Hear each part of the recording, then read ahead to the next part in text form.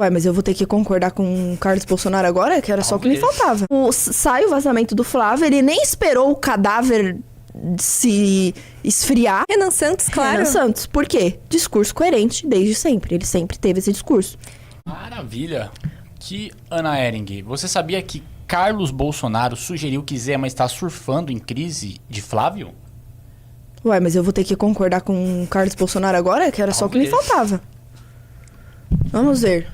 Carlos Bolsonaro sugere que Zema está surfando em crise de Flávio. Nessa quarta-feira, o ex-governador mineiro diz que explicações de Flávio sobre relação com o Vorcaro não foram suficientes. Realmente? A do Flávio também não... Calma. Nenhuma explicação foi suficiente pra mim até agora, tá? Eu vou ter que concordar. Carlos Bolsonaro alfinetou o ex-governador Romeu Zema, pré-candidato à presidência da República, e sugeriu que o mineiro está surfando na crise do senador Flávio Bolsonaro, que também disputará o Palácio do Planalto. Sabe o que é triste dessa notícia? Assim, triste pra eles, né? Porque é cobra comendo cobra. Como diria Maquiavel alguns anos atrás, é o exército dos mercenários, né? Você vai pagar para as pessoas estarem ao seu lado, e aí a primeira oportunidade que elas têm de sair, ou alguém que paga mais, elas vão sair. É o que aconteceu com o Zema. Até semana passada ele estava ali, olha, eu vou ser vice do Flávio, o Flávio vai ser meu vice, nós somos aqui carne e unha, almas gêmeas, bate coração. E aí, de repente, sai o vazamento do Flávio, ele nem esperou o cadáver se esfriar, e ele já logo lançou aquele vídeo dele falando assim, não, joga o Flávio na fogueira. Por quê? No mínimo ele devia estar pensando assim, se o Flávio sair e entrar na fogueira, pra quem que vai vir esse capital político? Pra mim. Porque ele tava ali pau a pau com o Flávio. Então ele foi primeiro a jogar o Flávio na fogueira. Antes mesmo de saber se era de fato ou não, digamos assim, um vazamento real, alguma coisa realmente verídica, ou antes de sequer conversar com o seu aliado político, que era o Flávio. Ele, Zema, porque é o que a gente sempre fala aqui, você tem um problema pessoal, se acontece algum problema com a Ludmilla, eu não vou vir aqui fazer uma live e falar, gente, a Ludmilla fez, eu tenho o número dela, vou ligar pra Lud, tudo bem? O que aconteceu?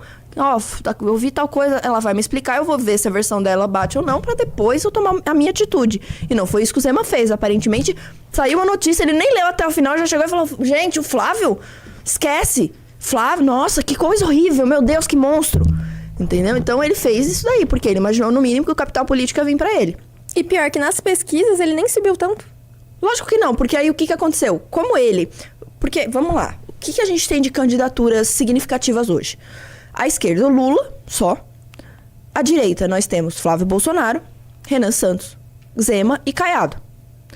O Zema e o Caiado, eles orbitam o Flávio. Sim. O Flávio, herdeiro, príncipe do capital político de Bolsonaro.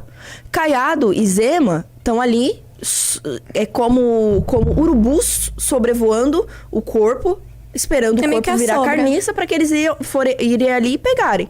Só que quem é o herdeiro dessa carniça, por enquanto, é o Flávio. Então, se o Flávio também vira carniça, esse capital político fica aí, sobrevoando. Ia pra um dos dois. Quem era o mais próximo? O Zema. No mínimo, a estratégia dele, o pensamento dele deve ter sido esse. Do tipo, olha, se o Flávio cair, o eleitorado dele vem pra mim. Porque eu tô fazendo aqui eu tô aqui cantando a minha vantagem. Eu fui o primeiro que vim e falei, não, é necessário ter coerência. Não podemos seguir outro caminho, a gente tem que ter coerência. E aí ele imaginou o quê? Eu vou aparecer como a opção coerente e o eleitorado vai vir pra cá. Só que o que aconteceu? O contrário. O próprio público bolsonarista, quando eu lancei o vídeo, o pessoal que lançou o vídeo, eles estavam nos comentários falando que era IA. Exato. Um monte de gente lotou meus vídeos falando, IA, IA, e eu respondendo, não é. Gente, e quando o Flávio Bolsonaro respondeu, o pessoal começou a apagar comentário, porque não tinha como defender. Porque assim, esses caras nem esperaram. E aí eles já IA. E aí veio a versão do Flávio. Primeiro assim, ele tava naquela coletiva de imprensa, o cara questionou ele, para. Mentira isso aí. Mentira. Que isso, militante? Não, tirou esse dinheiro privado. Daqui a pouco veio o vídeo dele falando, não, então, de fato era dinheiro privado, ele emprestou. Não falei antes, porque eu tinha um contrato de confidencialidade, tal. Nisso aí, o Zema já tinha jogado gasolina e tacado fogo. E aí, como os bolsonaristas permaneceram grande parte do lado do Flávio, quem acabou prejudicado foi o Zema, mas a gente viu na última pesquisa que o Flávio também caiu. Então caiu o Zema, caiu o Flávio. Quem subiu? Renan Santos, claro. Renan Santos. Por quê? Discurso coerente desde sempre. Ele sempre teve esse discurso. E o único partido que pôde postar uma nota dizendo que nosso partido, as opiniões são iguais à do presidente, é omissão. Porque o Novo teve que postar lá várias notas de deputados estaduais. Teve páginas regionais do Partido Novo discordando do pré-candidato à presidência deles. Vergonhoso. Isso é bizarro. É bizarro. É tipo o PL postar falando, gente, não, o Flávio tá falando uma merda aí. Mas, cara, ele é teu candidato à presidência. Tipo, é teu pré-candidato, você vai falar mal dele? Gente, vocês não conseguem resolver as coisas em casa? Tipo, qual é o problema de vocês? É sério, qual que é o problema das pessoas? Desce aí. Aí, ó, Zema mira o inferno de Flávio pra crescer, é óbvio. Na semana passada, o Intercept Brasil revelou que Flávio negociou o investimento de Daniel Vorcaro, dono do Banco Master, no filme Dark Horse. Isso aí, beleza, ele só tá contando o histórico. Sabe o que eu vi hoje também? Quem estava estudando voltar para a disputa presidencial? Aécio Neves. Nossa. Aécio Neves. Temos um Remember de 2014. E pior, republicano está falando o quê? Cleitinho. Ah, não, gente, pelo amor de Deus. Não, é engraçado porque, assim, eu até fiz esse comentário hoje lá no Morning. Em 2014... O Aécio Neves era o principal opositor da Dilma, foi ele pau a pau a candidatura, né, a eleição. E depois teve o pedido de impeachment da Dilma, que foi tomado à frente aí, levado à frente pelo MBL. E o Aécio Neves, que era o principal interessado nisso, porque ele era o principal opositor, ele não ajudou a movimentar o impeachment da Dilma. Queria que a Dilma derretesse, né? Ele não deixou. Ele Dilma inteira e depois ele ganha. Que derreta e ele ganhe dela na próxima eleição. Ele não queria ajudar no impeachment. Ele foi apoiar o impeachment nos 45 do segundo tempo. Tudo projeto pessoal. Exatamente. Só que assim, tem um ponto muito importante pelo qual eu acho que é só especulação, tá? Que ele não vai participar, porque se ele for participar da disputa presidencial e ele perder, ele perde o foro privilegiado dele, né? E acho que por o Aécio, o foro privilegiado é muito importante. Se eu tivesse que apostar, apostaria que é muito importante. E ele prefere manter o foro privilegiado do que entrar numa disputa para perder. Eu acho. Não sei. Assim mas embaixo. Enfim. Próximos capítulos. Gente, desculpa pela tosse hoje, tá? Eu tô difícil. Olha, Alergia. gente, o cenário tá muito de incertezas. Mas eu tenho uma notícia meio triste aqui agora. Não, todas as notícias até agora foram tristes, exceto a do Renan. Mas acho que abre espaço para uma discussão um pouco mais abrangente. Não sei se vocês viram, vou tacar aí na tela. Eleitores brasileiros no exterior chegam à marca de 1 milhão. O número quadruplicou em 16 anos. Pois é. Gente, vamos lembrar que, assim, 1 milhão de pessoas foi basicamente a diferença entre a eleição de Lula e Bolsonaro em 2022, tá? Então, é um número, de fato, muito significativo de pessoas. E isso mostra que, beleza, é comum que as pessoas façam imigração, troquem de país, etc. Mas 1 milhão é um número muito significativo. O que isso mostra pra gente, além, claro, do assunto de eleição que tá sendo dito aí? Que a gente tá perdendo cérebros. Há uma evasão de pessoas inteligentes e capacitadas que vão para outros países procurar uma melhor qualidade de vida porque elas sabem que aqui elas não vão achar. Isso. Gente que estuda no ITA ou vai para o mercado financeiro. Exatamente. Vai para fora. Que tem mais fora. Isso aí que a gente está contando só as pessoas que de fato moram fora do Brasil. Porque tem muita gente, principalmente na área da programação, de TI, que moram no Brasil, mas atuam para empresas americanas. Sim. Então é de fato uma fuga cerebral aí de pessoas que estão deixando de produzir para o próprio país em que vivem. O que é muito triste. Mas é importante lembrar também que, salvo engano, não sei se você sabe, Lud, complementar essa informação, mas os eleitores que moram fora do Brasil, eles só podem votar para presidente da República. Eles não podem votar para não sabia. Eles não podem votar para deputado, senador, etc. Eu não tenho certeza, mas eu acho que é isso. Eu queria lançar uma pergunta para vocês, meninas. Ele sempre vem com as melhores perguntas, tá? Vamos lá. A Ana saiu dos sindicatos e veio pra cá. A Lud saiu do bolsonarismo e veio pra cá. Nesse meio tempo, vocês pensaram, putz, aqui não vai ter jeito, eu vou ter que sair do Brasil. Como é que foi essa transição pra vocês? Já consideraram sair do Brasil por conta da nossa situação? Quer começar? Então, eu tenho bastante parente no exterior, mas assim, nunca passou pela minha cabeça sair daqui, porque... Vai parecer estranho falar isso, mas eu sempre, desde criancinha, eu sempre tive um amor que eu não sei explicar muito bem do porquê exatamente. Ai, patriotinha. Desde criança eu sempre Patriotinha fui Lud. muito... eu gosto de história. Tem um tal de Dom Pedro II que eu adoro pra caramba. Eu tinha foto dele no meu caderno e eu nunca quis sair daqui. Eu sempre gostei muito da cidade de São Paulo. Eu nunca tinha pisado na cidade de Sou de Arujá, gente, um pouquinho longe. Eu nunca tinha pisado em São Paulo, mas assim, eu tinha um amor muito grande por aqui. Tipo, os bandeirantes e tudo mais. Revolução de 32. Eu sempre tive um amor muito grande por aqui. Minas também, que é o estado do meu pai. Então, nunca cogitei sair daqui. Sempre quis melhorar, então, quando eu era criança. Queria ser policial pra ajudar a melhorar aqui. Queria ser médica pra atender as pessoas. Hoje, um dos meus sonhos é ser professora de história. Então, nunca quis sair daqui. Sempre minha casa, minha terra. Que legal.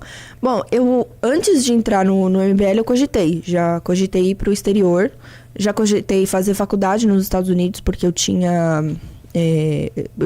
para entrar, para você aplicar para os Estados Unidos, você tem que ter... Eles levam em consideração o histórico escolar, né? Sim. E eu tinha um histórico escolar muito bom.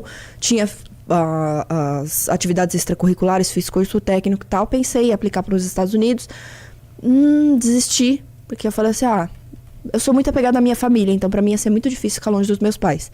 Cheguei a pensar em ir para a Europa também, mas isso tudo antes de... Durante a faculdade, tudo, pensei em fazer um intercâmbio, que quero ainda muito fazer um intercâmbio, conhecer... Opa, para tudo! Ô, louco. Ele... Daniel entrou no Valete Plus. Daniel, você imediatamente acabou de ficar mais inteligente. Você vai ter acesso ao Valete Plus, uma plataforma que tem aí dossiês, tem vídeos, tem podcast, tem áudios, tem textos, tem 1 milhão de coisas de conteúdo de qualidade pra você assistir, documentários, inclusive o documentário do Não Vai Ter Golpe, que a gente tava falando agora. É incrível. Então, meus parabéns. Fora isso, você leva de brinde a revista Valete do mês, o livro O Banquete, Apologia de Sócrates, os 2 livros de Ecos na Estrada, Ecos nas Paredes. Um beijinho meu. Lud, faça as honras. Os meus 3 beijinhos. 3 beijinhos da Lud. Parabéns, você é demais. Então, voltando. E aí, eu trabalhava, inclusive, numa... O pessoal, o Daniel Vorcara entrou. Tá com tempo, né, Daniel? Agora aí na cadeia, precisa dar uma estudadinha, né? Pra não fazer cagada. Enfim... e aí, quando eu trabalhei nessa multinacional, pensei em ir pra filial que havia nos Estados Unidos, mas como eu disse, eu sempre fui muito apegada aos meus pais, à minha família. Então, se eu saísse, eu teria que levar eles comigo. Sim. Eu não iria sozinha, até mesmo porque eu ia morrer de depressão, porque eu sou uma pessoa que eu gosto muito de estar no meio de pessoas, e é muito difícil você estar num ambiente que você não conhece ninguém. E depois que eu conheci o MBL, que eu vim fazer parte do projeto, eu... encontrei um significado e um projeto pelo qual lutar, o que me deu mais motivação para me manter aqui ainda. Então, eu vou fazer do Brasil o país dos meus sonhos ainda. Iremos. Amém. Pior que tem bastante gente que sai do Brasil, vai pro exterior, não se sente em casa, e quando volta também não se sente em casa. Porque vê melhorias no lugar de fora e fala, pô, podia a rua ter aqui toda esburacada. Pois é. Gente, uma coisa tão simples. Eu lembro, um depoimento, eu sempre falo desse depoimento. Inclusive, conversei com ele sobre isso. O Peter, do Ei Nerd. Eu vi um vídeo dele, que ele mora hoje em Orlando, né? E ele falou assim, que ele nunca tinha pensado em sair do Brasil. Ele amava o Brasil, ele gostava de morar aqui e tal. E aí, a esposa dele convenceu ele a ir a Orlando. Eles foram lá pra visitar a Disney e tudo. E aí, ele passou uns dias lá, amou. E a principal diferença que ele viu, quando ele voltou pro Brasil, foi... Eu cheguei no Brasil, eu botei a minha mala no carrinho e a roda do carrinho estava quebrada. Aí você sai do aeroporto, aí a porta não funciona. Aí a rua que você anda com a sua mala tá esburacada. Aí você olha pra fora, você vê um monte de fio. Aí você olha pro outro lado, é um trânsito infernal, as pessoas não sabem dirigir, é farol quebrado. Aí você começa a ver tanto caos pequenininho que no dia a dia a gente não percebe. Às vezes a gente tá num dia normal, você tá assim, puta, eu tô muito estressada. Nossa, eu tô muito estressada, você não sabe por quê. Mas é tanta coisa que te estressa no ambiente, tanta coisa errada, tanta coisa ruim, você olhar, ver aquele monte de fio, aquele monte de coisa, tanta coisa ruim, que acho que é exatamente isso. A pessoa sai daqui, da onde ela tem o berço familiar, onde ela tem as pessoas que ela ama, os amigos, onde ela cresceu, tem toda essa questão. Ela vai lá fora, ela vê que existe qualidade de vida, tem ambientes adequados, tem segurança, tem saúde, tem educação, mas ao mesmo tempo não tem o lar, Sim. a família, o berço, que é o país. E aí ela sai de lá, volta pra cá, ela não se sente em casa lá porque falta a família, essa questão familiar, chega aqui e falta todas as outras questões de infraestrutura. Então a pessoa acaba se sentindo no meio termo de não se sente em casa nem aqui nem lá. Por isso a gente vai fazer do Brasil um país melhor, para que você se sinta em casa aqui, tá?